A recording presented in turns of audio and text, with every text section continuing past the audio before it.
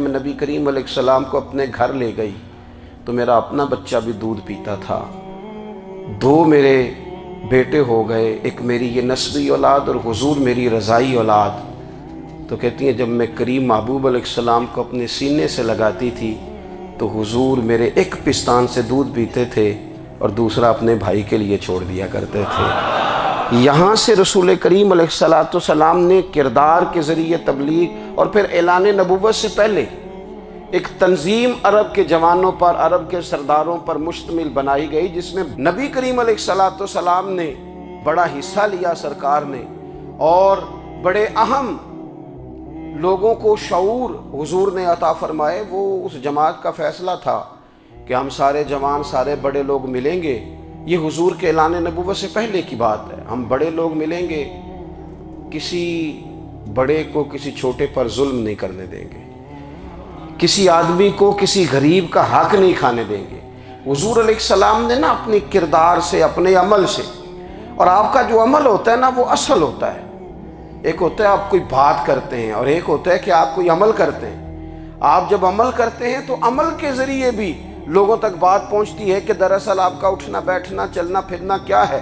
میرے رسول کریم علیہ السلام کا اٹھنا بھی ایک نبی کا، بیٹھنا بھی ایک نبی کا، بات کرنا بھی ایک نبی کا، معاملات زندگی کرنا بھی ایک نبی کا، لین دین کرنا بھی ایک نبی کا. ایک شخص کہتے ہیں میں نے اعلان نبوت سے پہلے حضور علیہ السلام سے کوئی چیز خریدی تھی اور میں نے عرض کیا تھا آپ یہاں تشریف رکھیں، میں پیسے لے کے آتا ہوں. میں 3 دن کے بعد آیا. دیکھو یہ بات کرنی کتنی آسان ہے، بولنی کتنی آسان ہے، پر 3 دن یہاں میرے بھائی کو کسی شخص کو 2 گھنٹے انتظار کرنا پڑ جائے تو لوگ کہتے ہیں الانتظار اشد من القتل. یہ تو قتل سے زیادہ تکلیف والا معاملہ ہے منتظر رہنا کسی کا. کہتے 3 دن کے بعد میں آیا تو میرے رسول کریم وہیں تشریف فرمایا. بس اتنا فرمایا یار تم نے مجھے بڑی تکلیف میں ڈال دیا، 3 دن ہو گئے یہاں رکے ہوئے. تو حضور نے اپنے کردار کو، اپنے عمل کو، اپنے معاملات کو سب سے پہلے اپنی نبوت کی دلیل کے طور پر پیش کیا.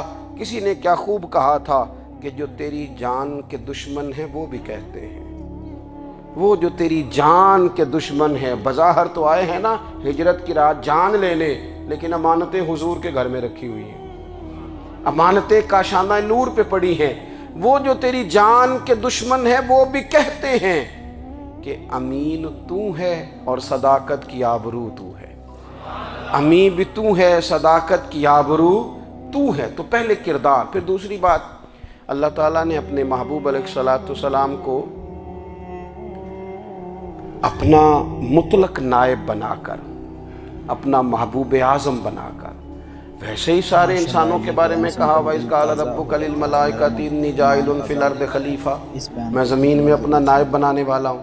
لیکن حضور علیہ السلام تو محبوب ہے نا، حضور کی نیابت تو محبوبیت کے درجے پر فائز ہے. تو رسول پاک کو رب کریم نے اس طرح کا بنا کے بھیجا کہ حضرت عبداللہ ابن رواحہ رضی اللہ تعالیٰ عنہ بیان فرماتے ہیں کہ اگر حضور کوئی معجزہ نہ بھی دکھاتے، نبی کریم علیہ السلام سے کوئی اعجاز لوگ نہ بھی دیکھتے، تو محبوب کا تو چہرہ ہی اس طرح کا تھا، لوگوں نے دیکھتے جانا تھا اور کلمہ پڑھتے جانا تھا.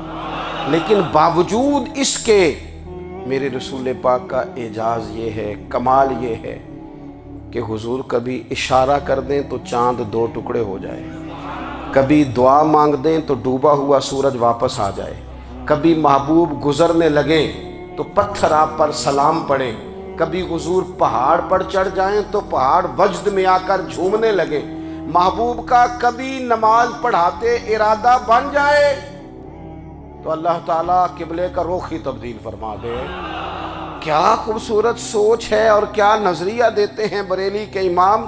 فرماتے ہیں اجابت کا جوڑا عنایت کا صحرا، دلہن بن کے نکلی دعائے محمد، اور اجابت نے جھک کر گلے سے لگایا بڑی ناز سے جب دعائے محمد.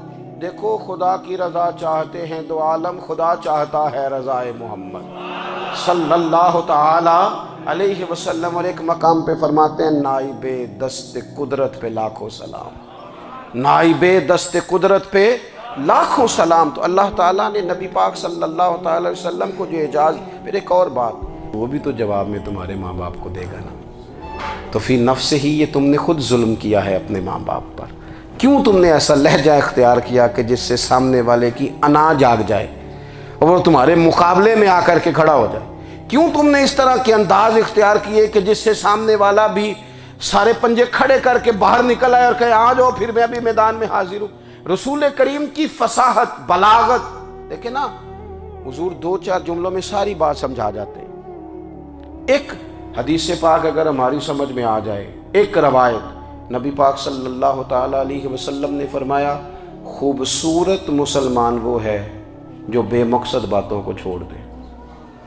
لو، اس سے پوری زندگی سجائی جا سکتی ہے، ایک جملے سے پوری زندگی سواری جا سکتی ہے، کوئی لمبی چوڑی باتوں میں جانے کی ضرورت نہیں۔ کہا خوبصورت مسلمان یہ ہے جو بے مقصد باتوں کو چھوڑ دے، لا یعنی باتوں کو، کیا کہتے ہیں ہمارے دیہات کے لوگ، جڑے پنڈ جانا نہیں ادھر راہ پوچھنے دی۔ لیکن آج کل لوگ باز آندے، یعنی جس بات کا بالکل تعلق نہیں نا وہ بات بھی کرتے جاتے ہیں، جس کا شعبہ ہی نہیں وہ بھی چھلانگ لگا لگا کے اس میں آ جاتا ہے۔ ہم اپنا وقت ضائع کرتے ہیں، اپنی صلاحیتیں ضائع کرتے ہیں، اپنا نقصان کرتے ہیں۔ ہم اپنا کام صحیح کر کے نہیں کرتے اور دوسری ساری دنیا کو ٹھیک کرنا چاہتے ہیں۔ او بھائی، آپ جس جگہ جس شعبے سے تعلق رکھتے ہیں آپ اپنے معاملات میں مضبوطی پیدا کریں۔ حضور نے اپنی فصاحت کے ساتھ، بلاغت کے ساتھ لوگوں کو قائل کیا، اور قرآن مجید کی تاثیر کا یہ اثر میرے کریم رسول نے دکھایا کہ رات کو جب حضور بیٹھ کے قرآن پاک پڑھتے تھے نا، جب یاسین والے نبی خود یاسین کی تلاوت کریں،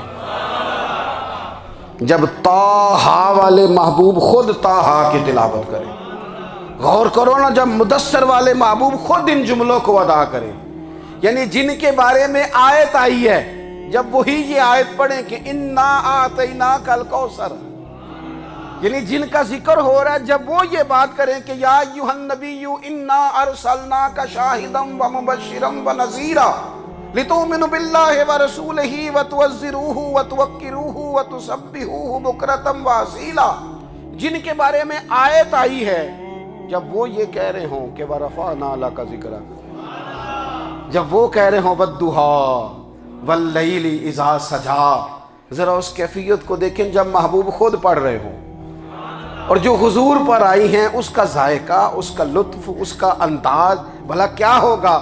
حضور جب رات کو پڑھتے تھے نا قرآن پاک، تو جو پکے کافر تھے نا، ابو جہل جیسے لوگ، وہ بھی جھاڑیوں میں چھپ چھپ کے مدینے والے کی تلاوت سنا کرتے تھے، حضور کی تلاوت سنا کرتے تھے۔ یہی بہتر ہے کہ پردوں میں وہ پردہ پوش رہے، وہ اگر پردے ہٹا دے تو کسے ہوش رہے۔ رسول کریم علیہ السلام کی تلاوت کا سننا، قریب جانا، یہ اعجاز ہے۔ حضرت فاروق اعظم کہتے ہیں میں طبیعت کا بڑا ڈاڈا تھا، مزاج کا بڑا سخت تھا، زندگی ہمیشہ ڈٹ کر گزاری، باتوں پر کھڑا رہنا آتا تھا، پر جب میری بہن نے مجھے چند آیتیں سنائی نا تو میں تڑپ ہی گیا۔ گھروں آیا سا مار مقامنے نو، ان مینو مار دے لے چلو، اوے متے عمر دی عمر برباد ہو جائے جتھے عمر سوار دے لے چلو۔ یہ اعجاز ہے رسول کریم صلی اللہ تعالی علیہ وسلم پر نازل ہونے والی کتاب کا۔ پھر حضور نے خبریں دی، نبی پاک نے خبریں دی، حضور نے فرمایا روم فتح ہوگا، وہ ہوا۔ نبی کریم علیہ السلام نے فرمایا شام فتح ہوگا، تو شام فتح ہوا۔ فرمایا ایران فتح ہوگا، تو ایران فتح ہوا۔ سراقہ بن مالک کہتے ہیں ایک گاؤں پر بھی مسلمانوں کی حکومت نہیں تھی، ایک گاؤں پر۔ حضور مکہ مکرمہ سے نکل رہے تھے، مدینہ طیبہ تشریف لے جا رہے تھے، ابھی راستے میں تھے، میں 100 سرخ اونٹوں کے لالچ میں معاذ اللہ حضور کو گرفتار کرنے پہنچ گیا۔ محبوب نے حکم دیا، حضور کا معجزہ میں نے آنکھوں سے دیکھا، میرا گھوڑا زمین میں دھستا چلا گیا، میں نے معافی مانگی، حضور نے معاف کر دیا۔ میں نے سمجھا اچانک ہو گیا ہے۔ یہ منوانا بھی بڑا مشکل کام ہے۔ شجر و حجر پہچان گئے، انسان کی نظروں میں شاکی رہا۔ یہ کچھ ایسے لوگ ہیں جن کو منوانا توبہ توبہ، ماننے کو تیار نہیں، دیکھ دیکھ کے بھی ماننے کو تیار ہے نہیں، ماننے کو تیار ہی نہیں۔ کہتے ہیں کہ میں نے پھر چاہا آگے بڑھنا تو پھر زمین کے اندر میرے گھوڑے کے پیر دھنسنے لگے، پھر معافی مانگی۔ کریم تیرے معاف کرنے کی ادا پہ بھی قربان جائیں۔ یہ نہیں فرمایا کہ تو بار بار یوں ہی کرتا ہے، فرمایا معافی مانگتا ہے، جا میں نے معاف کیا۔ کہتے ہیں 3 دفعہ میں آگے بڑھا، 3 دفعہ حضور نے معاف کیا تو مسکرا کے فرمانے لگے تو یہاں مجھے گرفتار کرنے آیا ہے، وہ کیسر روم کا علاقہ فتح ہوگا۔ وہ کنگن جو پہنتا ہے نا ہاتھوں میں، بادشاہ کے کنگن معروف ہیں، وہ تیرے ہاتھوں میں آئیں گے۔ اللہ کرے آپ سمجھیں، یہ جو لوگ ڈری ڈری سہمی اور ہمارے بچے مایوسی کی معاذ اللہ باتیں کرتے ہیں، وہ دیکھیں حضور کس طرح کی گفتگو فرماتے ہیں۔ ابھی ایک گاؤں پر بھی اسلام کی حکومت نہیں، لیکن حضور کا خبر دینے کا انداز۔ کریم فرمانے لگے وہ کیسر روم کے جو کنگن ہوں گے وہ تیرے ہاتھوں میں آئیں گے۔ جناب سراقہ بن مالک فرماتے ہیں کہ میں مسلمان ہو گیا، حضور کا وصال ہو گیا، کنگن نہیں آئے۔ حضرت ابوبکر صدیق کا وصال ظاہری ہو گیا، کنگن نہیں آئے۔ جناب عمر کا دور آ گیا، سراقہ بوڑھے ہو گئے۔ کوئی بندہ پوچھتا نا کہ اب تو عمر ڈھل گئی ہے، زندگی کا پتہ نہیں، کہنے لگے نہیں میں نہیں جاتا،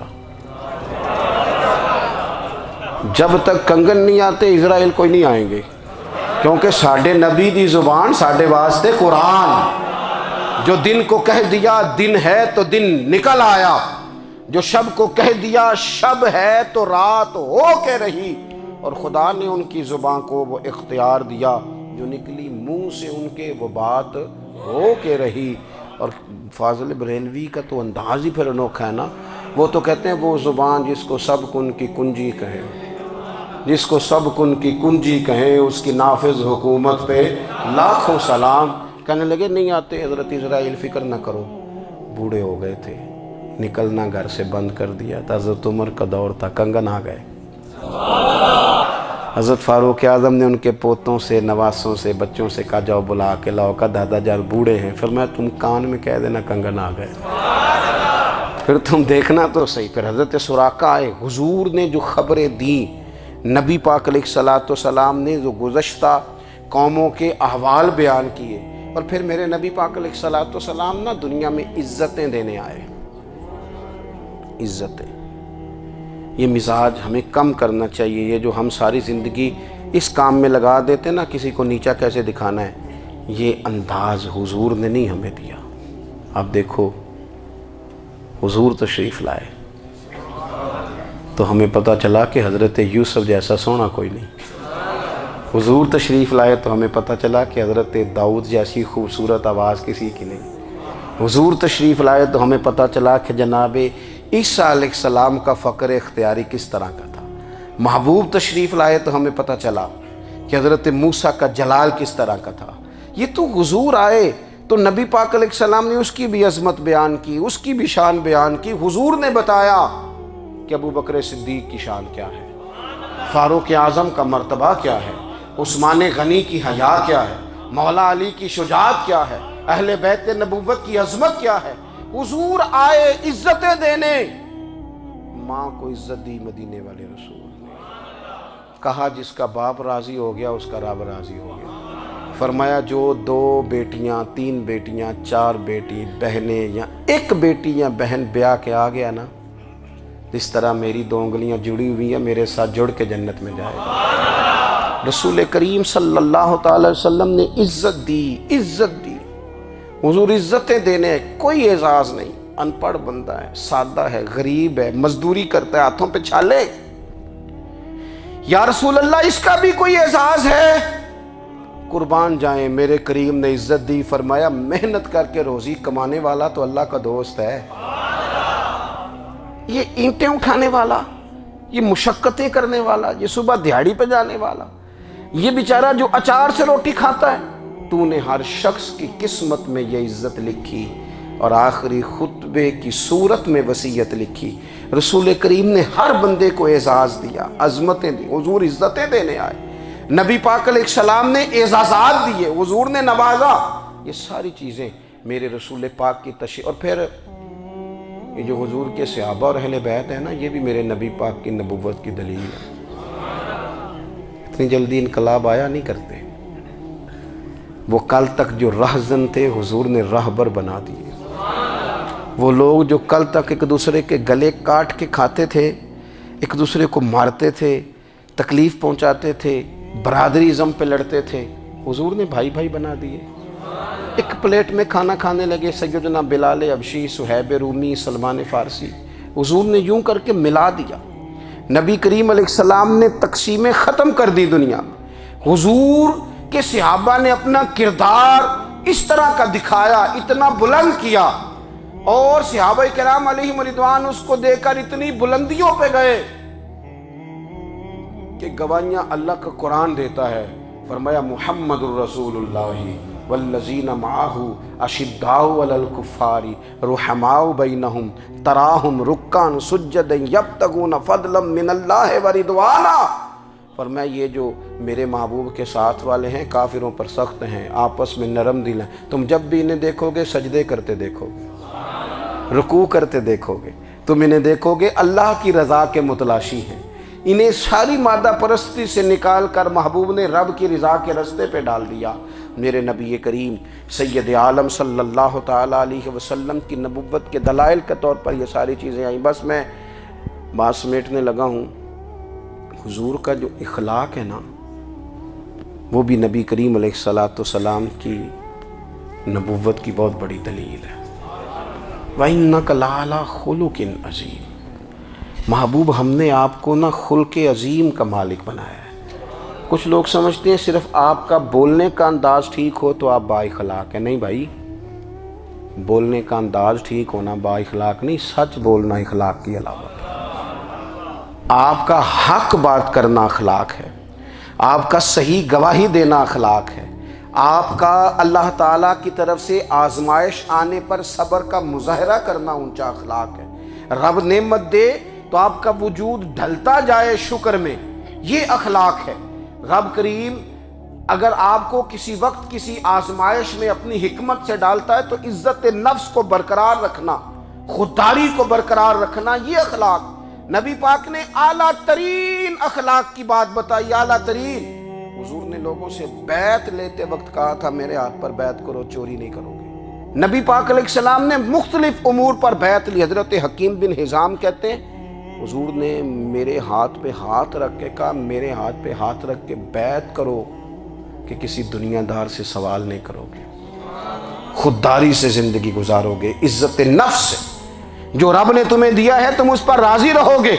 لوگوں کی جیبوں کو ٹٹولنا، دوسروں کی دولتوں پہ راج کرنا، دوسروں کے مال پر نگاہیں ڈالنا اللہ کے حبیب نے پسند نہیں فرمایا۔ فرمایا بیعت کرو کہ تم کبھی کسی سے سوال نہیں کرو گے۔ حد ہو گئی۔ نبھانے والوں نے پھر اس عہد کو نبھایا اور کمال کر دی۔ حضرت حکیم بن حزام گھوڑے پہ بیٹھے تھے، ہاتھ میں درہ تھا، وہ زمین پہ گر گیا، قریب غلام کھڑا تھا۔ حضرت حکیم بن حزام خود گھوڑے سے اترے، درہ اٹھایا، دوبارہ گھوڑے پہ بیٹھے۔ غلام عرض کرنے لگا حضور مجھے بتا دیتے، میں اٹھا کے دے دیتا۔ آنکھیں چمک اٹھیں، فرمانے لگے کیسے بتا دیتا؟ اپنے رسول سے وعدہ کیا ہے کبھی کسی سے سوال نہیں کروں گا، کبھی سوال نہیں کروں گا۔ اللہ کے محبوب نے ہمیں اعلیٰ اخلاقی قدروں کی بات ہمیں سکھائی ہے۔ ہم دیکھتے ہیں کہ بڑی جلدی 2 4 5 لوگوں کے غصہ دلانے پر ہم ساری اخلاقی حدوں کو کراس کر جاتے ہیں۔ دوستو ہمارا ایک ویژن ہونا چاہیے، ہمارے ذاتی رویے بڑے معتبر ہونے چاہیے۔ لین دین کے معاملات کے اندر مسلمانوں کو بڑا صاف ستھرا ہونا چاہیے۔